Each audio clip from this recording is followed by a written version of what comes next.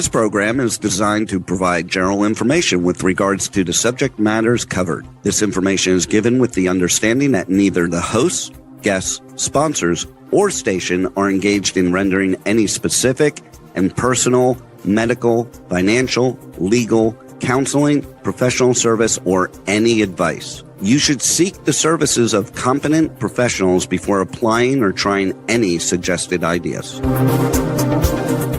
The information contained in this podcast is intended for informational purposes only and is not a substitute for individual professional legal advice. The podcast information was carefully compiled from vetted sources and references. However, Rose Resources Outreach to Safeguard the Elderly cannot guarantee that you will not fall victim to a scam. Let's talk about scams. It's the must-listen show for anyone who wants to protect themselves and their loved ones from scams. Every Tuesday at 8 a.m. Pacific Time on K4HD Radio, Joyce Petrowski, founder of Rose, and her guests will provide valuable insights and practical tips on how to recognize and protect yourself from scams. And now, here is your host, Joyce Petrowski. Welcome back, everyone, to Let's Talk About Scams. I'm your host, Joyce Petrowski, founder and board president of Rose Resources Outreach to Safeguard the Elderly. You can find more information on our website at roseadvocacy.org. On the homepage, you'll see all our social media channels. And if you scroll down to the bottom of the homepage, you'll find where you can sign up for our newsletters. We have one via email and one that we send out in the mail. And the one via email every Tuesday morning at 9:15 a.m. Arizona time, you're going to get a Tip Tuesday in your email inbox. Now, you might already know that tip, and that's great, but it reinforces your healthy scam prevention habits, and it reinforces scams. So that helps you to be able to make scam prevention a habit. So the next time you are contacted, you're going to be more apt to take that pause, step back, think scams, know what to do in order to determine if that is a legitimate contact or if it's a scam. So today we're going to talk about a couple FBI public service announcements. We've got another credit breach we're going to make you aware of, and then an update for iPhones. So I'm going to share my screen. We're going to first go into the FBI public service announcements. Sorry about that. And oops, sorry, that wasn't what I wanted to get to. Here it is. So this one came out at the beginning of December. You might have already have seen this on our social media page, but it's about criminals using altered proof of life media to extort victims in a virtual kidnapping for ransom scams. So criminals are taking photos, they're getting them through social media predominantly, but they're looking all over the internet for them, and they're altering the photos and to use as proof of life, the fake proof of life photos, saying that they've kidnapped that person and they're holding them for ransom. Now, a lot of times it'll be that they're going to contact them through text messages claiming that they've kidnapped their loved one and demand a ransom. They'll express significant claims of violence towards the loved one if the ransom's not paid immediately. And then the criminal's going to send what appears to be a genuine photo or video of the victim's loved ones but if you look at close inspection, you can often see inaccuracies when you compare to the actual real photos of that loved one. So here's some examples of what you might see in the altered photo, which they could be photoshopping, taking away a tattoo or a scar. It could be inaccurate body proportions. So another thing here is interesting. The FBI says that the criminals will sometimes purposefully send the photos using a timed message feature. So it limits the amount of time that you have to analyze the images. So it's always good to do a screenshot or save the photo somehow save it on your device so you can go back and really inspect it. So here's some tips to protect yourself. When posting the missing information online, be mindful that scammers may contact you with the fake information regarding your loved one. Avoid providing personal information to strangers while traveling. A lot of people will put on social media that they're traveling, I'm leaving from here and I'm going to here. Um, that's giving the scammer and the criminal that information to know that you're going to be in this particular place, so then they can use that for a fake kidnapping for ransom message to some of your loved ones. You can have a code word that only you and your loved ones know, and you need to make sure that if you do have that code word, that your loved ones know why the code word is established and how important it is to keep it confidential. um, there's that false sense of urgency, which happens in the majority of scams. They know that if they can get you in that emotional state and keep everything urgent and emotional, then you're not going to think rationally. You're not going to stop and think. You're not going to call your loved one to find out what's going on, which is one of the ways you can verify is to call your loved one. Not using the phone, not using the text message or, returning the phone call that came in. Um, and always report it, whether you've become a victim of the scam or you've realized it and prevented yourself from being a victim. It's always good to write everything down, and then you can report it to the FBI at their ic3.gov. Now there's one other thing that I want to tell you, that you can talk to, because scammers now, they've been able to spoof caller ID for a long time, but now through different ways, they can actually spoof the phone number and make it look like it's coming from your loved one's actual phone number. So we've talked about the SIM swapping scam, where scammers can, through your cell phone provider, impersonate you and get them to switch the SIM out to their benefit. So you can talk to your cell phone carrier and ask them about ask them if they have a SIM protection or a port out pin that you can have on your account. That helps prevent criminals from hijacking your phone number or spoofing, the calls and texts. So that port out pin is going to be an added layer of security, like a multi-factor authentication code. And the SIM protection is going to be there to help prevent that SIM swapping from happening. Now, another thing that you can do is, a lot of times on social media, Facebook in particular, it's on Instagram and TikTok too, but I'm going to show you with Facebook how you can make your account private.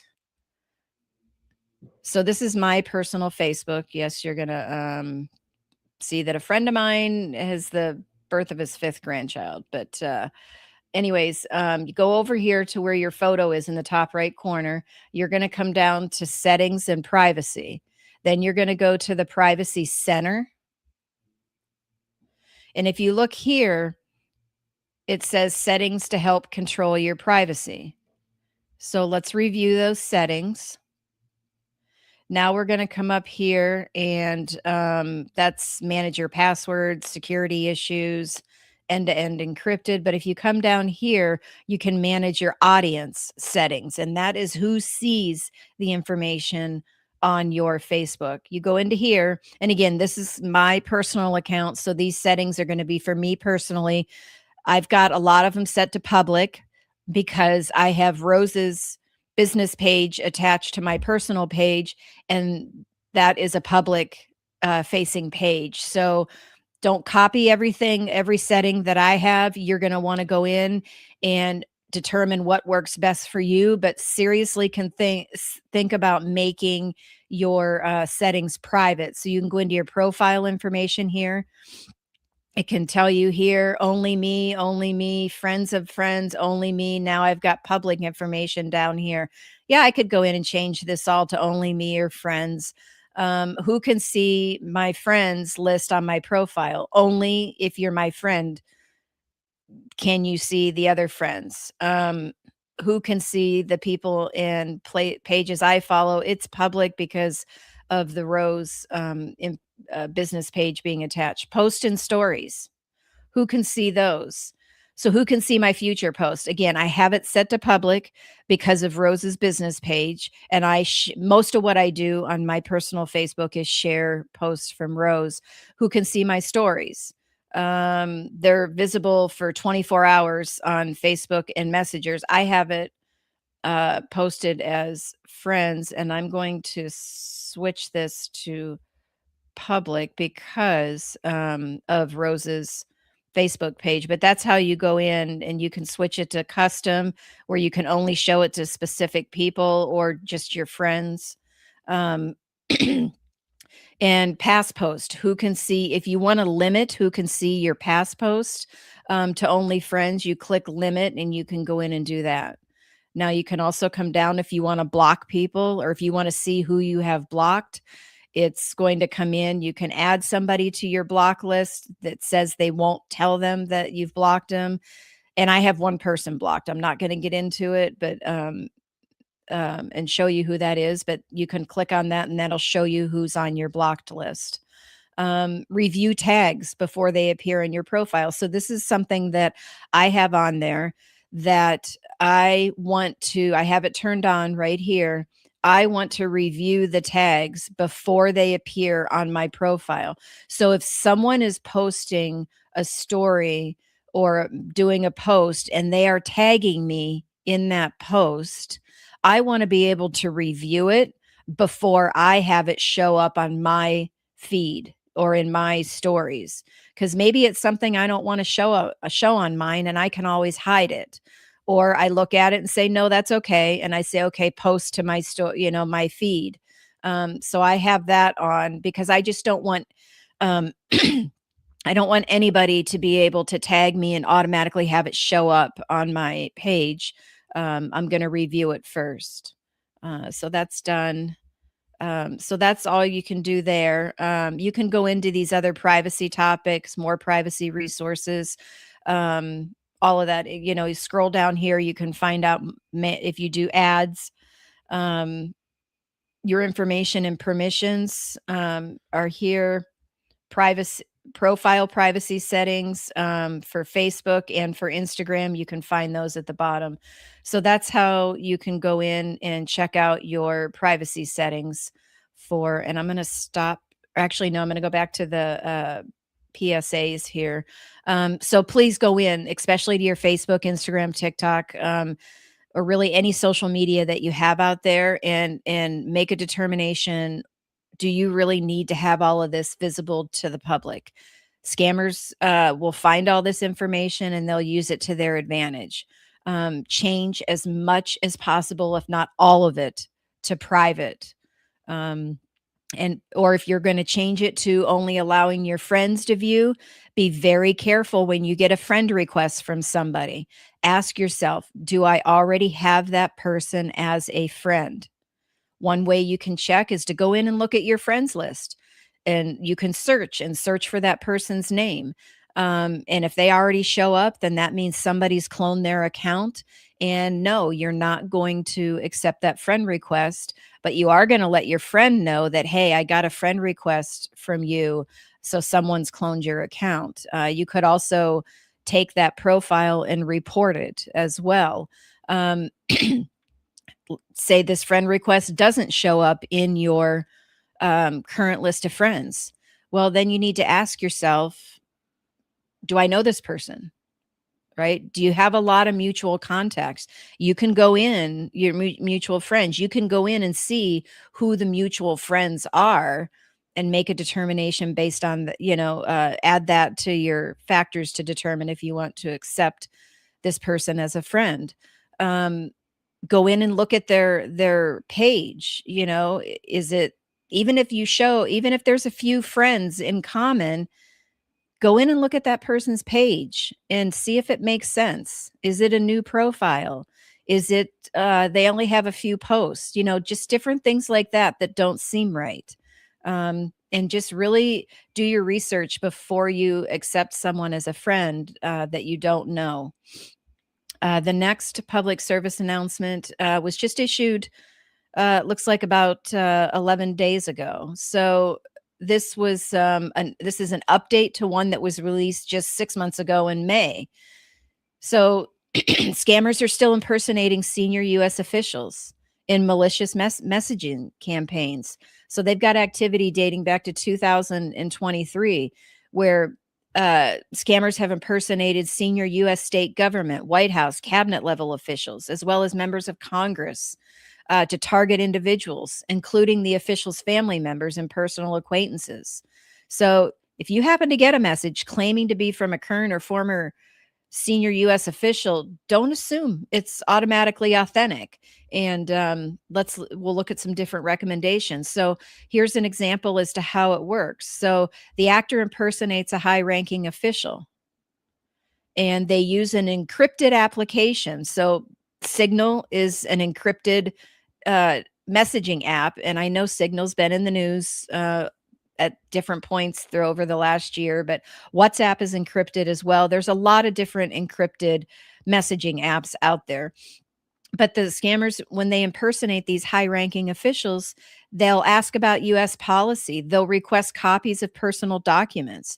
They'll want to note appointment to the company's leadership. They'll propose a meeting with high-ranking officials. They'll request a wire transfer. This is a big year coming up in 26 for election. And so are they going to impersonate them saying that they're asking for a donation to their election campaign? And they need it immediately in order to do something. So wire transfer it. They'll discuss current events, all to make it seem more realistic. And they're using AI, artificial intelligence generated voice messages. They'll do it through text messaging. They'll do it through voicemails. They claim to come from that senior U.S. official, establish a rapport. The actors contact the individual and briefly engage on a topic the victim is versed on, with a request to move communication to a secondary encrypted mobile messaging app. Once communication is established on that encrypted messaging app, actors continue to engage the victim in a number of ways. So they'll discuss the topic, current events, bilateral relations, asking about a trade or security policy. They'll propose scheduling a meeting, or maybe you're being considered for a nomination to a company's board of directors. They've also requested victims to take certain actions, such as provide an authentication code that allows the actors to sync their device with the victim's contact list, supply personally identifiable information and copies of sensitive personal documents, maybe a passport, maybe a birth date, a social security number, could be medical information, wire funds under false pretenses. It's not always to an overseas financial institution. It could be one here in the United States with the goal of getting it overseas. Request the victim to introduce them to a known associate. Maybe they're using you to try to get to someone else. But in most cases, the FBI has seen it come through like a text message, such as Signal, Telegram, WhatsApp. Those are all encrypted. They're all legitimate encrypted apps, but again, scammers are using them to their advantage. So here's one. They've redacted personal information, but just a message like that. So here's some recommendations. Verify the identity of the person calling you or sending you a text or voice message. Before responding, do the research for the originating number, the organization. Find the person or the organization's legitimate number and call them and say, hey, are you or so-and-so trying to message me about whatever the subject matter is? That's how you're going to verify that authenticity. Carefully examine the email addresses or the contact information, including phone numbers. Even if the phone number that they're using is legitimate, because I said they can spoof phone numbers now, you still want to call the legitimate phone number for whatever organization or person. Don't return the phone call that came to you or click on the phone number in the text message. You'll be able to contact them, maybe through an official website or the official phone number, um, and verify what's going on. Um,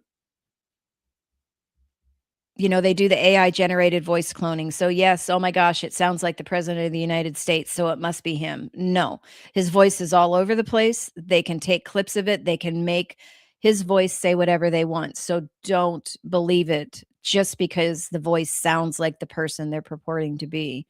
Um, the artificial intelligence generated contact has advanced so much, it's often difficult to identify. Um, you can always, if you believe it's a scam and you're not sure, you could always contact your local FBI or your local law enforcement, the Federal Trade Commission, ask them for help.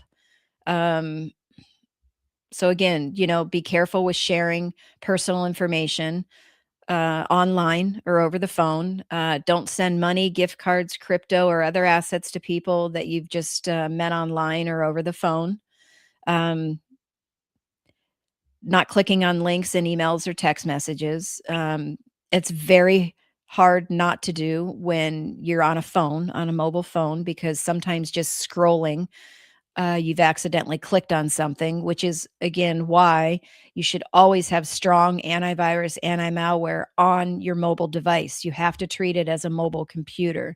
Um, don't just automatically download information that's on a communication that you didn't initiate, and set up two-factor authentication on all the accounts that will allow it. Um, Now they're going to use scammers are going to use social engineering um, to get you to disclose your code. And we've talked about this before. They're going to pretend to be the bank. We've determined fraud on your account, and we need to verify it's you that we're talking to. So we're going to provide a code, and you need to read it back to us to verify you. Well, that's they're using that because they've gotten to the point they already know your login and they know they need this code to get into your account. And it says, where do you want the code sent? It shows the last four digits of your phone number or the last part of your email address. And they already know your email address and your phone number. So they click on it, they send it to you, you get it, you turn around and give it to them. They're in your account. They're changing all of your passwords, your logins, turning off the two-factor authentication, all that type of stuff. And they're going to drain your account. So be very, very careful. That creating that secret word or phrase, it's a good idea as well. It doesn't replace multi-factor authentication with the different accounts, but a secret word or phrase that you have with your family members, um, please just make sure whoever has that in the family that they understand the need to keep it confidential and why it is there, and it is only used in order to verify identities, and give examples as to what could happen. Because you don't want someone in your family thinking, "Oh, well, that's never gonna happen. That's far-fetched," and thinking, and then it doesn't really, it's not really that confidential and blah, blah, blah. You know, let them know that these things happen to everybody, and scams are easy to fall victim to, and this is exactly why we need to keep this confidential. So that's it on the PSAs from the FBI. I'm going to stop sharing now. And the next scam that we're going to talk about, and you again might have seen this on our social media, it's about, it's specifically with iPhones, but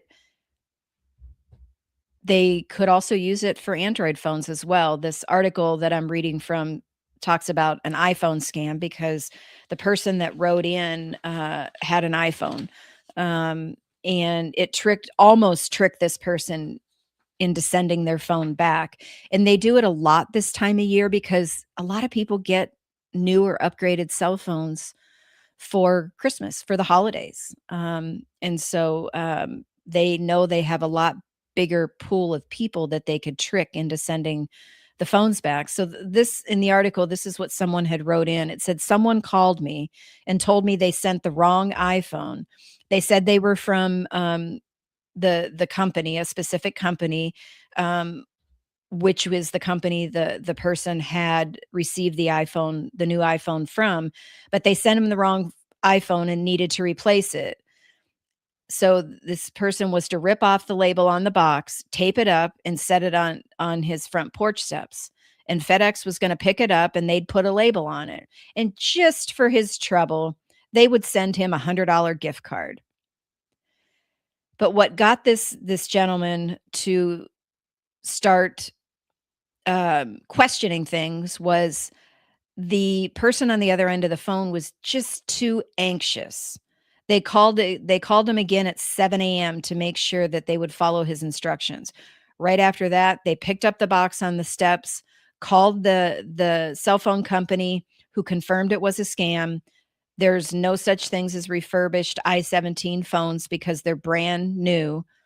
So he this person ended up calling the scammer back.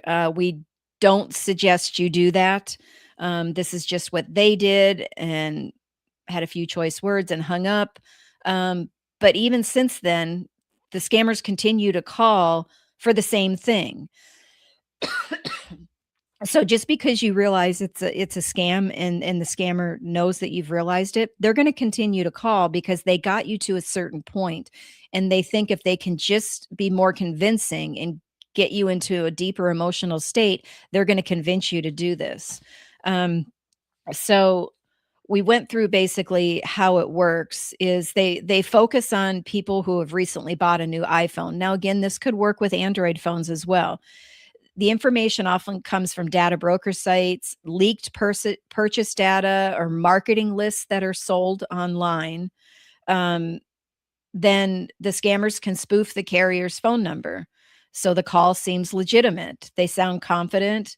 Um, there's a shipping mistake. They insist the phone must be returned right away.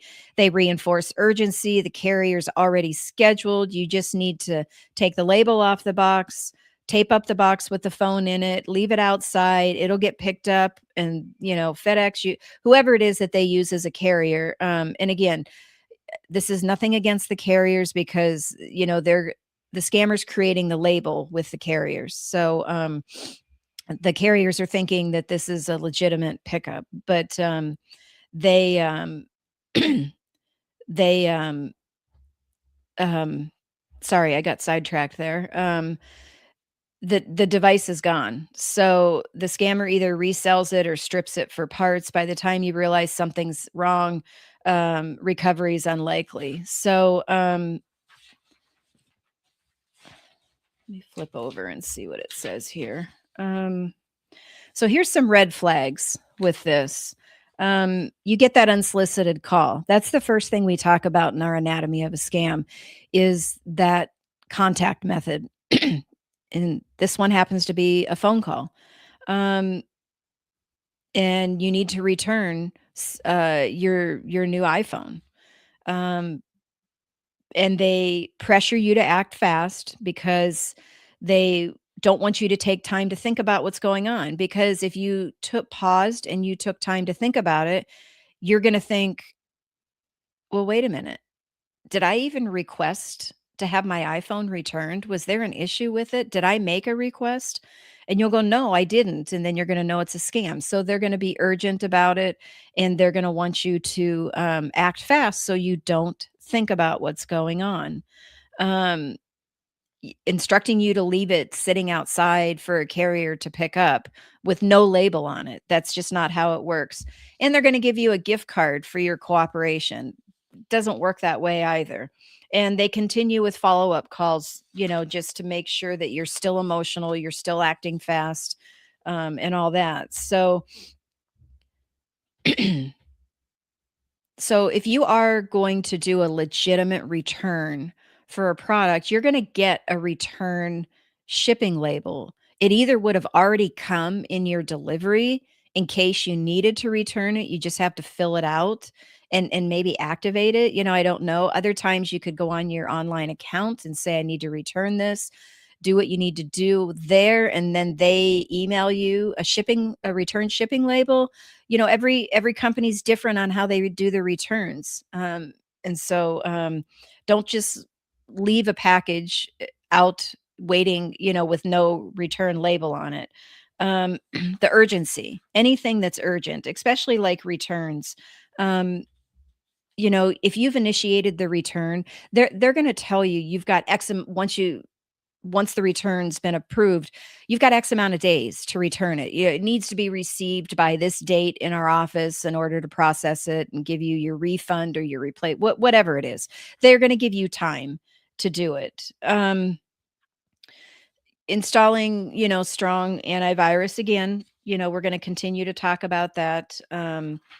You should have strong antivirus, anti-malware on all of your devices, and devices includes your mobile phone because they are mobile computers.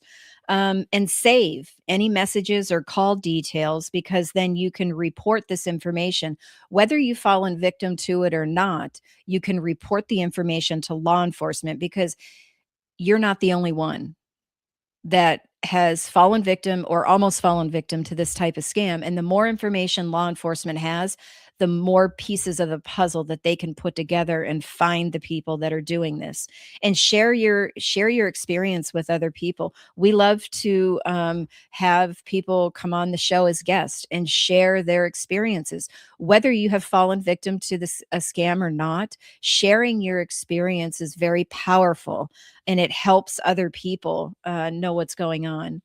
If you have an experience and you want to share it with us on this show, just reach out to us, info@roseadvocacy.org. Again, it's info@roseadvocacy.org.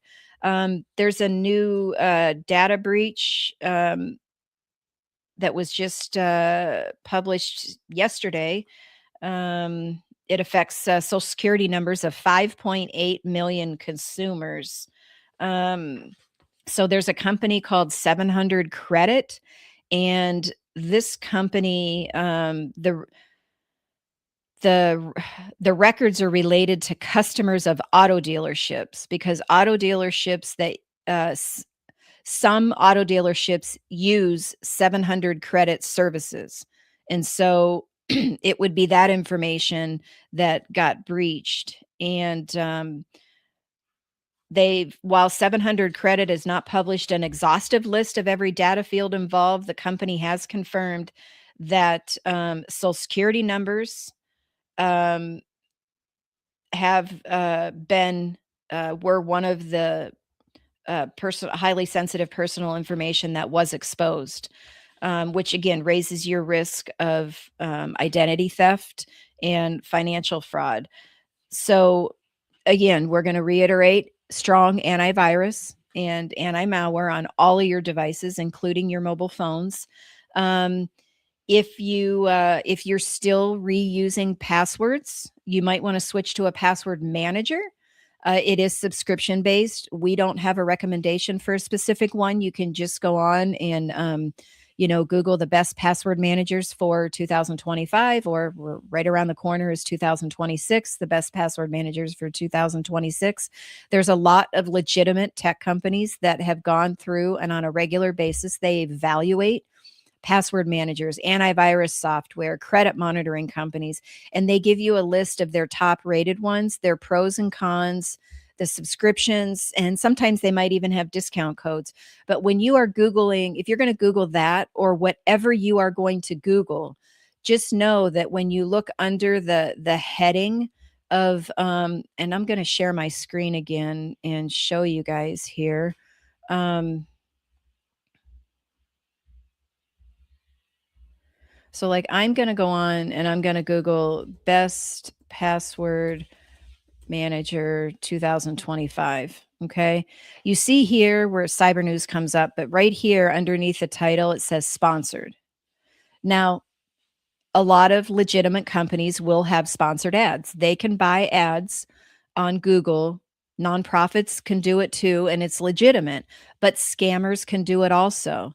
And so don't just click on the first one you come to. If you're like, okay, I recognize cyber news, and that is a legitimate company, and I know their website, well, then just go directly to Cyber News's website and search on their website for the best password managers of 2025. You'll get their article. Or just keep scrolling down. Okay, sponsored again. I'm going to keep going down. Copilot, that's the artificial intelligence. Wired is, to my knowledge, a legitimate company. If you already use them and you know their website, go directly there. Again, you come down here. Now, these are not sponsored. And I actually use Tom's Guide as a reference for some certain things. And so I know that it's tomsguide.com. But again, if you want to, if you know that that's the actual website that you're looking at, then, you can click on it. But the better thing to do is, the actual website. Well, then let's go in and go tomsguide.com and go in here and go directly to the Tom's Guide instead of clicking on that link, because if you saw, it had a US after it, and I don't know it, but I know this is Tom's Guide. So, and then you can go in here and you can use the search bar to search for whatever article it was you were looking for.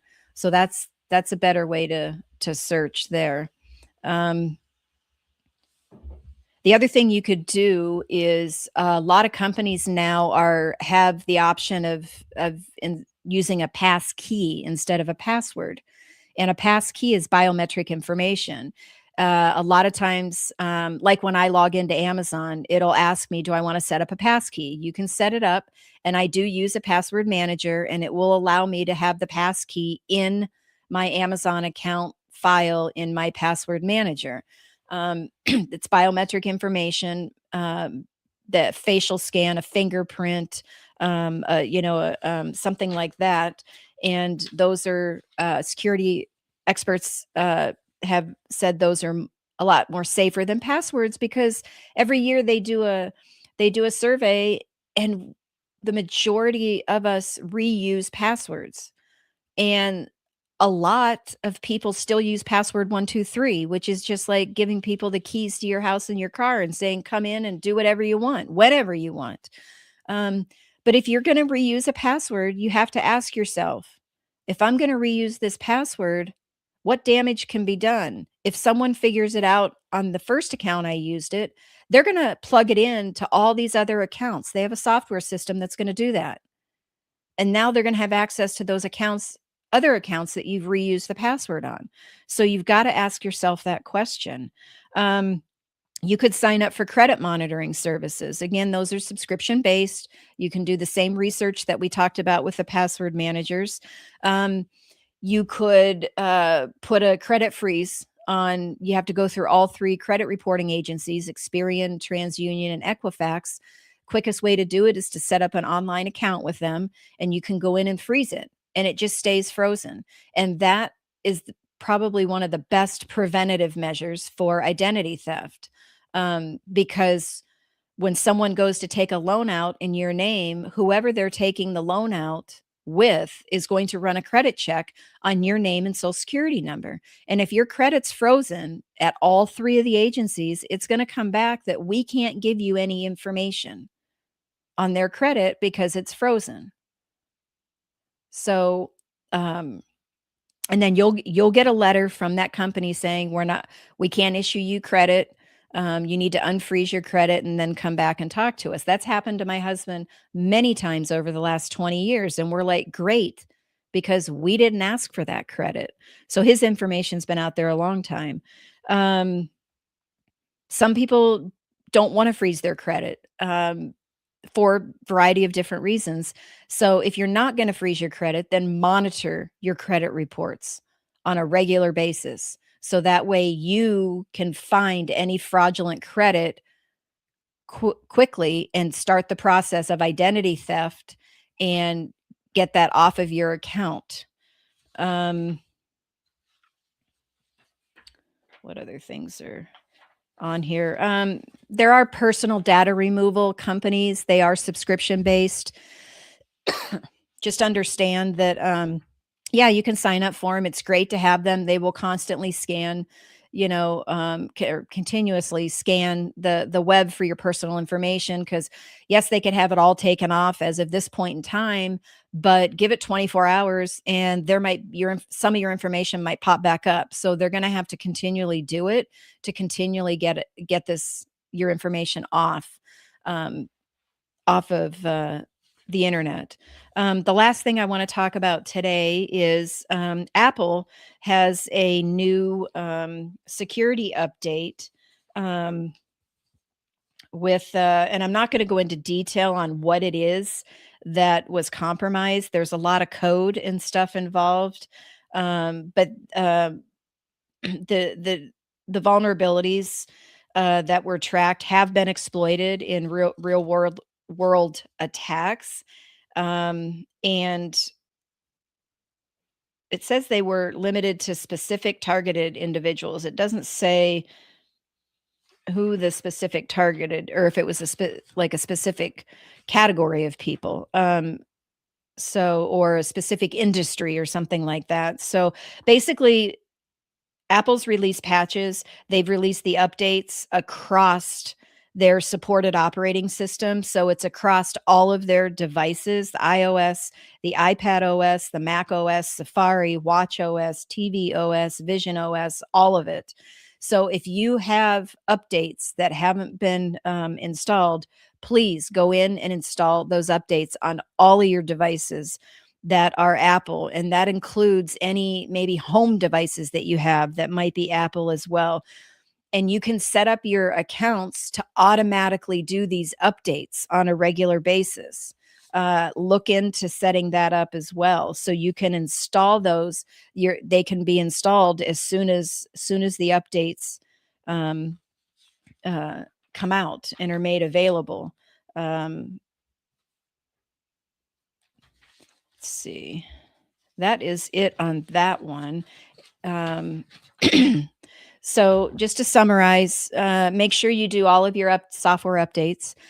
Set your devices to do those automatic updates, so you don't have to worry that you might forget that you want to go in and do it. If you don't want to set up for automatic updates, put a reminder on your phone once a week, or however often you want. If you want to look at it every day, every other day, twice a week, once a week, however often, put a reminder on your phone, and then go in to all of your devices, and that includes your home devices as well, anything Apple related. But you can do it for Android as well.